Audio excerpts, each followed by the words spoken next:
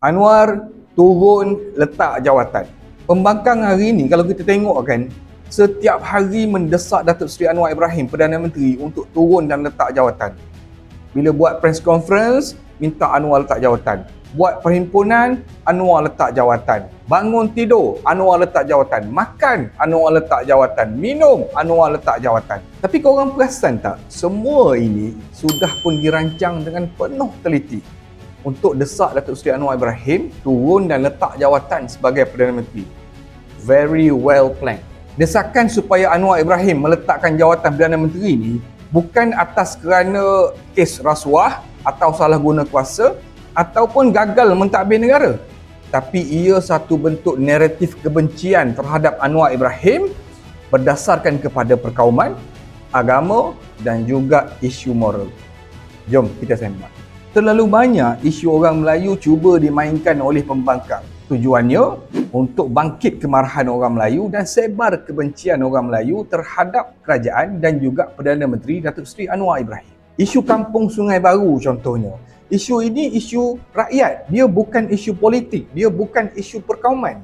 Tapi setiap kali isu Kampung Sungai Baru ni timbul, dibawa satu naratif kononnya orang Melayu kena halau. Tanah rezab, tanah warisan orang Melayu kena rampas. Bila buat demonstrasi, kita akan nampak dengan jelas dekat plakat tertulis tentang orang Melayu. Walaupun isu Kampung Sungai Baru ini sudah pun dijawab oleh Menteri dan ada pemilik rumah di Kampung Sungai Baru ini menyokong Menteri dan kerajaan, tetapi pembangkang akan tetap menjadikan isu ini sebagai isu perkauman. Kemudian, press conference Tun Dr. Mahathir berkenaan dengan Sekretariat Orang Melayu tentang perlunya orang Melayu ini berkumpul di bawah satu payung yang disebut sebagai payung besar. Jelas dalam press conference tersebut, Tun Dr. Mahathir sebut bahawa dia hanya perlukan sokongan orang Melayu sahaja. Tak nak parti politik. Kita akan buat persiapan untuk dapat kemenangan supaya orang Melayu kembali berkuasa dalam negara kita.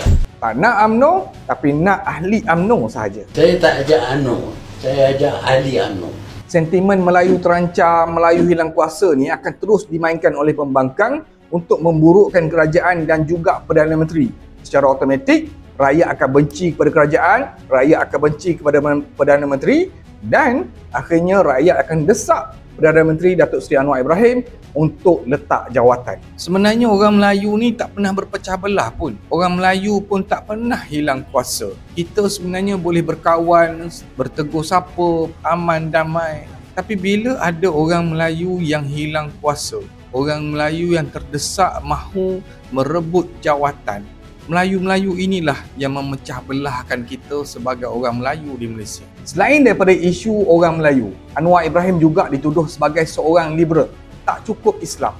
Padahal, tuduhan liberal itu sendiri sudah pun dijawab oleh Datuk Seri Anwar Ibrahim. Cuba dengar penjelasan beliau.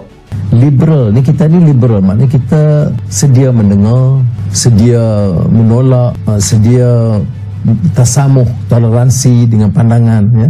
Tapi bukan liberal sebagai seorang Muslim. So akidah nak liberal macam mana? Solat 5 kali sehari, saya tak liberal. Puasa bulan Ramadan, itu saya tak liberal. Ya, dia liberal dari sudut pentadbiran, tapi tidak liberal dari sudut agama, bahkan tidak liberal dari sudut akidah. Pelbagai artikel ditulis berkenaan dengan liberal untuk memburukkan kerajaan dan juga Anwar Ibrahim. Terbaru, satu artikel yang ditulis di portal Harakah Daily menulis tentang Madani liberal, ancaman kepada negara. Madani liberal dilambangkan tentang pemimpin yang membawa amalan bercanggah dengan umat Islam. Penyokong pula dilabel sebagai munafik yang menyokong kerajaan Madani untuk kepentingan diri dan kroni. Soal agama dibuang asalkan mendapat kemewahan dunia. Isu yang menyentuh sensitiviti umat Islam juga terus dimainkan. Antaranya isu stokin yang tertera kalimah Allah yang dijual di KK Mart. Lalu, isu ini dijadikan satu bentuk serangan kepada kerajaan. Kerajaan lembek, undang-undang lemah dan pelbagai tuduhan dilemparkan kepada kerajaan dan juga Perdana Menteri. Seolah-olah kerajaan ini langsung tak ambil berat soal agama Islam. Slogan Islam terancam dilaungkan oleh pembangkang bagi menyebarkan kebencian kepada rakyat untuk menunjukkan bahawa kerajaan Madani pada hari ini pejam mata dalam soal agama Islam dan mempertahankan Islam itu sendiri. Kita sangat-sangat tak faham. Di pentas dunia, Anwar Ibrahim disanjung, diangkat, dipuji sebagai pemimpin Islam yang progresif. Tapi di tanah air kita sendiri, di Malaysia sendiri, Anwar dituduh sebagai anti-Islam. Anwar diiktiraf sebagai pemimpin Islam oleh ramai tokoh-tokoh dunia dan juga organisasi daripada luar negara, termasuk daripada Ikhwan Muslimin yang disokong oleh pembangkang sendiri. Tak lengkap serangan kepada Anwar Ibrahim dengan hanya isu perkauman dan juga isu agama. Ditambah satu lagi isu, iaitu isu moral dan akhlak. Watak-watak seperti Yusof Rota muncul mengaku dia telah diserang secara seksual oleh Anwar Ibrahim. Bukti tak wujud, saksi bebas tak ada, kenyataan mengelirukan, tapi isu ini menjadi satu isu yang panas digunakan sepenuhnya oleh pembangkang untuk menyerang Datuk Seri Anwar Ibrahim.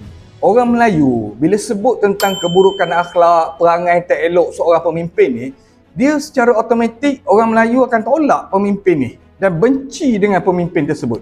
Inilah sebab kenapa isu moral dimainkan untuk sentuh emosi dan perasaan orang Melayu. Walaupun pemimpin itu seorang yang sangat hebat sebagai Perdana Menteri ataupun sebagai menteri sekalipun. Sebab itu, fitnah isu moral ini bukan sahaja berlegar di kalangan penyokong, tapi juga diucapkan oleh pemimpin dalam ceramah-ceramah pembangkang. Padahal dia dulu bantuan juga, mai punggung kan. Bukan legal-legal, mai punggung saudara. Mengulang-ulang fitnah tersebut supaya melekat dalam kepala orang bahawa Anwar Ibrahim ini perangainya buruk, akhlaknya tak elok. Dan tak kurang juga fitnah daripada cyber trooper pembangkang. Disebarkan cerita fitnah kononnya Anwar Ibrahim ini menggunakan pelantar dalam penjara. Dan juga fitnah bahawa Anwar Ibrahim ini ada penyakit HIV. Disebarkan di setiap platform social media supaya benda ini sampai kepada semua orang. Terus teranglah kita katakan bahawa isu moral dan akhlak Anwar Ibrahim ni sebenarnya adalah rekaan dan fitnah semata-mata. Tak betul langsung semua rekaan-rekaan tersebut, tak betul langsung semua fitnah-fitnah tersebut. Bagi saya, tuduhan ini bukan kerana isu moral sangat pun, tapi lebih kepada nak tanam satu persepsi jahat dan buruk terhadap Anwar Ibrahim, supaya orang membenci Anwar kerana perangai buruknya Anwar. Politik toksik kebencian akan terus dimainkan pembangkang kepada kerajaan Madani dan juga Perdana Menteri. Antara fokus serangan adalah kepada DAP dan Pakatan Harapan. DAP dituduh sebagai parti komunis, sebagai chauvinis, satu parti yang majoritinya orang Cina dan benci kepada orang Melayu dan Islam. Orang Melayu yang sokong DAP akan dilabel sebagai khadam dan juga boneka DAP. Pembangkang bawa satu naratif. Kononnya kerajaan hari ini bukan kerajaan orang Melayu, tapi ini adalah kerajaan DAP. Sedangkan realitinya, menteri-menteri dan juga ahli-ahli parlimen daripada sebelah kerajaan, majoritinya orang Melayu. Dibawa cerita kononnya DAP lah yang kawal semua. Perdana Menteri pun DAP yang kawal. Kalau betul lah DAP ni parti jahat, parti komunis, parti chauvinis, kenapa zaman kamu jadi kerajaan, kamu tak haramkan DAP? Berpuluh tahun politik kebencian dibina hanya untuk jatuhkan Anwar Ibrahim.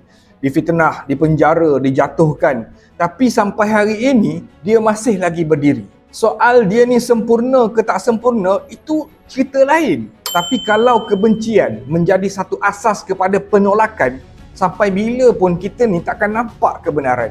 Ironinya, yang membenci itu bukan kerana dosa dia kepada rakyat, tapi kerana dendam politik yang tak pernah padam. Dan yang paling rugi, kita. Bila kebenaran dibenci, fitnah disanjung. Itu sahaja daripada saya. Terima kasih banyak-banyak.